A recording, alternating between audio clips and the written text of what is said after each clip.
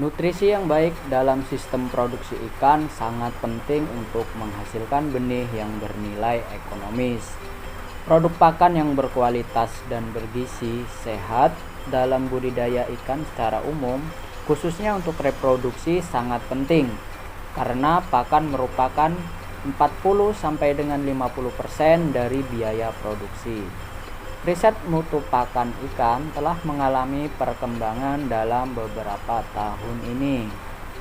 Pakan komersial yang seimbang telah mendorong pertumbuhan ikan yang optimal dan sehat serta meningkatkan daya reproduksi ikan. Oke, baiklah, di kesempatan video kali ini saya akan coba membahas tentang peranan nutrisi di dalam pakan induk ikan. Nah, untuk nutrisi yang pertama adalah protein. Protein ini berfungsi sebagai enzim, hormon, antibodi, konstituen utama jaringan, dan sebagai sumber energi. Asam amino esensial adalah unsur pakan yang harus disediakan dalam makanan ikan. 10 asam amino esensial telah diidentifikasi untuk ikan. Nah, untuk itu adalah arginin, histidin, isoleusin, leusin, lisin, metionin, fenilalanin, treonin, triptofan, dan valin. Kemudian asam amino non esensial adalah alanin, asparagin, aspartate, glutamat, glisin, sirin, dan tirosin.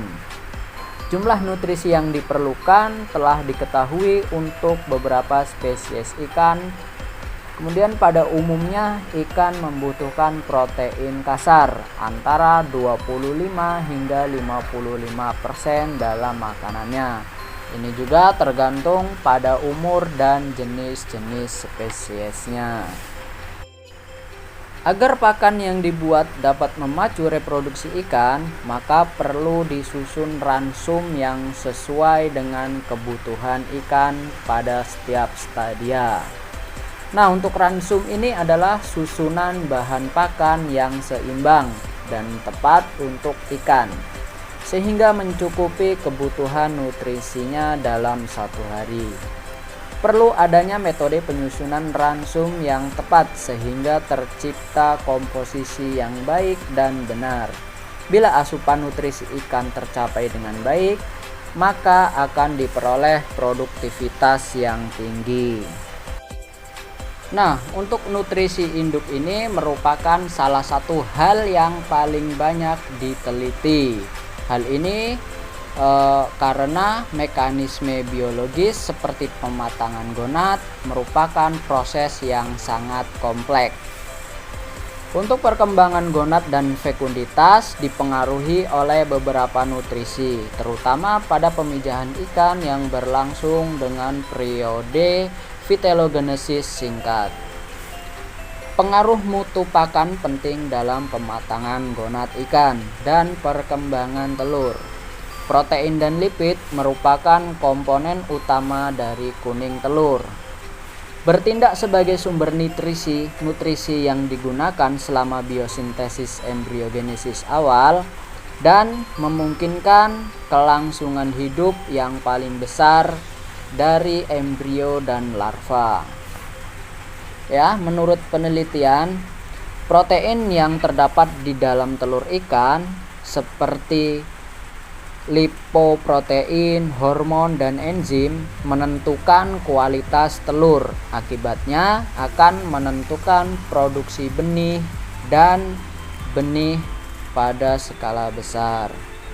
Menurut para peneliti, meskipun upaya besar yang telah diarahkan untuk mengungkap pentingnya komponen pakan yang menentukan kualitas telur, terbukti bahwa mutu pakan secara langsung dapat mempengaruhi kualitas telur.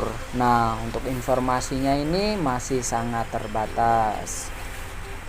Secara umum, status nutrisi pada ikan betina dapat mempengaruhi perkembangan gonad dan membatasi jumlah dan kualitas air.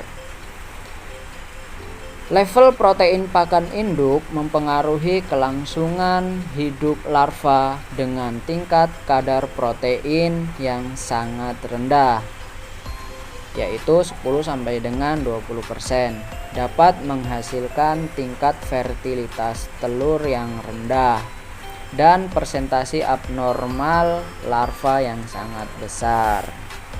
Protein dan lipid merupakan komponen utama yang disimpan dalam kuning telur dan berperan utama dalam reproduksi. Sehingga protein dan lipid ini termasuk nutrisi yang sangat penting yang harus kita masukkan di dalam pakan indukan kita. Kemudian untuk nutrisi yang kita wajib masukkan ke dalam pakan indukan, yang kedua adalah vitamin. Nah, vitamin ini adalah senyawa organik yang dapat dibagi ke dalam kategori yang larut dalam lemak dan larut dalam air. Kemudian mempunyai banyak fungsi, termasuk hemostatis darah, radikal bebas, integritas membran sel, dan sintesis DNA. Kemudian sebagian besar spesies ikan tidak dapat mensintesis vitamin C, karena itu harus mendapatkannya dari pakan. Ikan pada umumnya tidak dapat mensintesis vitamin C karena tidak memiliki enzim L-gulonolactone oksidase. Nah, vitamin C biasanya rusak dalam pengolahan pakan dan penyimpanan yang berlangsung secara lama. Sumber yang stabil harus digunakan dalam semua pakan yang tersedia dalam bentuk L-ascorbil 2-fosfat atau asam askorbat fosfat. Nah, kebutuhan vitamin E ini di dalam pakan telah diteliti untuk beberapa spesies ikan. Vitamin E pada awalnya dianggap sebagai nutrisi pakan hewan yang memiliki kepentingan dalam reproduksi. Dalam budidaya ikan, pengkayaan vitamin E di dalam pakan digunakan untuk meningkatkan pertumbuhan, ketahanan terhadap stres dan penyakit, serta untuk kelangsungan hidup ikan. Defisiensi vitamin E di dalam pakan berdampak terhadap penampilan reproduksi, keterlambatan matang gonad, daya tetas telur rendah, dan survival rate yang rendah. Kemudian antioksidan non-enzimatik utama di dalam telur ikan adalah vitamin E dan vitamin A, serta karotenoid provitamin A.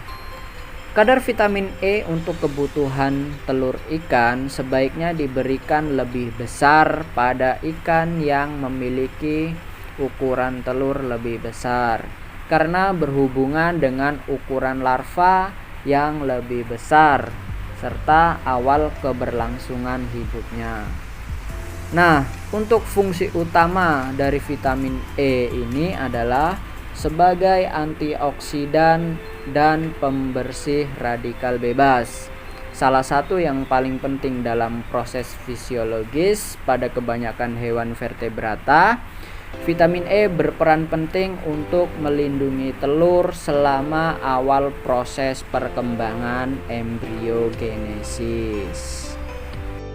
Mungkin hanya itu yang bisa saya sampaikan di video kali ini. Untuk video selanjutnya saya akan coba membahas tentang efek nutrisi terhadap fekunditas ataupun total telur yang dihasilkan oleh indukan. Nah, maka dari itu terus pantau channel kami, lalu subscribe, like, comment, and share video ini. Terima kasih.